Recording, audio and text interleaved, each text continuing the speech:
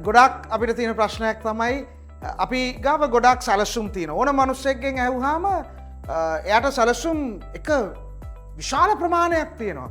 සමහර වෙලාවට එයා මහනවා මං එහෙම කිව්වද මං එහෙම කරනවා කිව්වද සැලසුම් තියෙනවා. සැලසුම් මනසේ ස්ථානගත වෙලා නැති ප්‍රශ්නය තමයි තියෙන්නේ.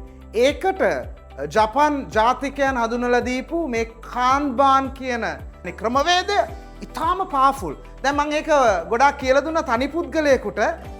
ගොඩාක් අය ඇහුවා කොහොමද ඩිපාර්ට්මන්ට් එකකට එහෙමත් නැත්නම් ආයතනයකට කරන්න කියලා. මම දැකපු හොඳම කාන්බාන් බෝඩ් එකක් මේක දැක්ක ගමන් මට හිතුණා oh wow I just need to take this across to the community and show it. මේ බලන්න මේ කාන්බාන් බෝඩ් එක දැන් මේකේ මේ ආයතනයේ හැම දෙපාර්තමේන්තුවක්ම මාකටිං සේල්ස් ඩිජිටල් අයිට මේක ඔන්ලයින් වෙළඳාම ඉන්න ආයතනයක්. ඔබට ඕනනම් ප්‍රොඩක්ෂන් දාන්න පුළුවන් ලොජිස්ටික්ස් දාන්න පුළුවන් රයිට් මේක HR තියෙනවා රයිට් ඒ වගේ සියලුම දෙපාර්තමේන්තු දාලා ඒ දෙපාර්තමේන්තුව ඒ මාසෙට කරන්න තියෙන කොටස් ටික මේ ස්ටිකි නෝට්ස් වල things to do කියලා දාලා තියෙනවා.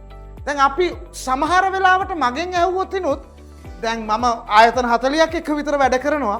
මිනිස්සෙක් හැටියට හැමදේම ඔළුවේ තියෙනවද කියන ප්‍රශ්නය ඇහුවොත් ප්‍රමුඛතාවයන් මතකේ තියෙන්න පුළුවන්. සමහර දේවල් මැද ප්‍රමුඛතාවයන් අමතක වෙන්න පුළුවන් මොලේට බ්‍රේන් එකේ මුල කොටසේ තියෙන ධාරිතාවත් එක්ක.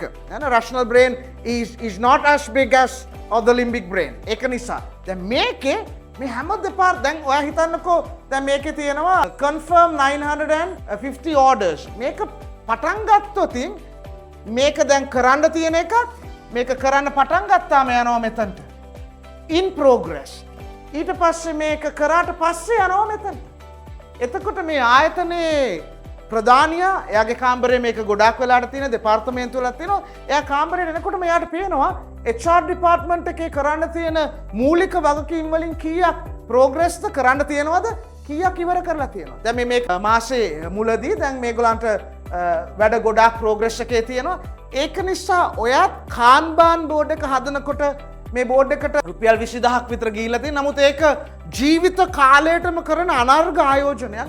මේ වගේ විශාල එකක් ඕනේ. මොකද සමහර අය කාන්බාන් බෝඩ් එක කරන්න පටන් ගන්නවා වැඩ ටික දාගන්න ඉඩ නැහැ. දැන් මේ බෝඩ් එක විශාල ප්‍රමාණයක් ඉඩ තියෙනවා. ඉතාම අලංකාරව දෙපාර්තමේන්තු ටික තියෙනවා. කැටගරිස් 3 කරන්න තියෙන things to do in progress වෙමින් පවතින completed අවසන් කරන මේ වගේ පිළිවෙලකට මේක මම දැකපු ලස්සනම කාන්බාන් බෝඩ් එකක්. ඉතින් මං හිතුවා ඒක මගේ වගකීම ඔබට පෙන්වන එක ඔබට මේක ලේසි වෙයි කියලා මේ විදියට හදාගන්න. හැමදාම කාමරෙන් එළියට ඔයා කාමරේ ඇතුළට එනකොට ඔයාට පේනවා I've got a lot of things to do. You call the HR manager and say, hey, can I speak to you? And මේ ඔයාගේ වැඩ වලින් and she also knows වැඩ ටික නැත්තම් මේ වැඩ ටික ඔක්කොම ඔළුවේ තිබ්බහම මොකක් කරගන්නද කියලා. දැන් අපේ ඔළුව සමහර වෙලාවට කලබල වුණාම පින්ග් පොන්ග් සෙල්ලම් කරනවා. මේකට කියනවා පින්ග් පොන්ග් ප්‍රයොරිටිස් කියලා. මෙහෙම එනවා මෙහෙම මාරු වෙනවා ප්‍රශ්නෙට අරක මාරු වෙනවා තව අභියෝගයක් ආවම ඒක යටට යනවා. should not ping pong priorities when you have a Kanban board. ඒක නිසා මේක හොඳට මතක තියාගන්න. මේක ලස්සනට බලා ගන්න. මේක ඔයාගේ ජීවිතයේ 2026 මේක ඔයා පාවිච්චි කරන්න 2027 යනකොට ඔයාගේ මොලේ පුරුදු වෙනවා ප්‍රමුඛතාවයන් අනුව වැඩ කරන්න.